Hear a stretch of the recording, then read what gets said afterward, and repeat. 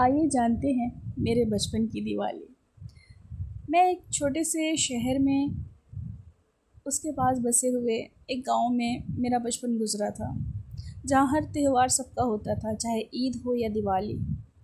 दिवाली के दिनों में हमारे मोहल्ले की रौनक देखने वाली होती थी। गली के हर घर में रंगोली, दिए और मिठाइयों की खुशबू फैल जाती थी। हम बच्चों के लिए तो ये किसी जादू से कम नहीं था।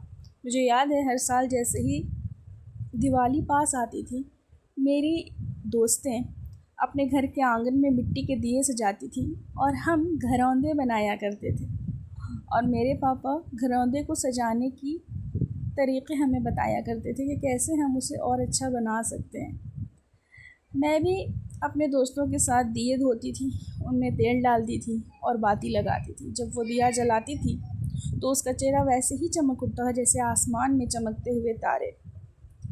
मेरी अम्मी हमेशा कहती थी, दूसरों की खुशियों में शामिल होना भी इबादत है। तो मैं अपने दोस्तों के घर जाके उनके साथ मिठाइयाँ बांटती थी, गुलाब जामुन, लड्डू और कभी कभी पसंदीदा मोतीचूर का लड्डू। और हमारे गांव में ना बताशे बटा करते थे। बताशे कौन कौन जानता है मुझे ज़रूर बताइए। रात को जब पूरा मोहल्ला रोशनी में नहाता था तो मैं अपनी बालकनी तो नहीं थी उस वक्त, मैं अपने घर के आंगन में खड़ी हो जाती थी और पटाखों के फूटने की आवाज़ें गूंजती रहती थी। आसमान ऐसा लगता था तारों से भर गया है और वो तारे ज़मीन से जा रहे थे जो आसमान को छू रहे थे।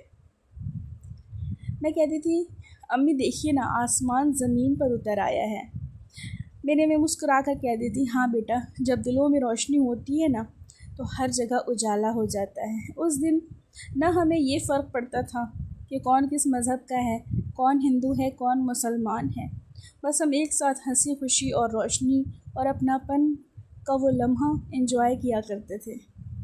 अब जब बड़ी हो गई हूँ तो वो दिवाली मुझे बहुत याद आती है। न किसी मोबाइल की चमक थी, न फ़ोटो खींचने वालों की जल्दी, न वीडियोस बनाने की जल्दी।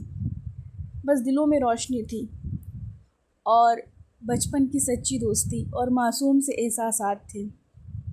क्या आप भी उस दिवाली को मिस करते हैं? अगर आप भी उस दिवाली को मिस करते हैं तो कमेंट में मुझे ज़रूर बताइएगा। वैसे हाँ, हैप्पी दिवाली टू एवरीवन।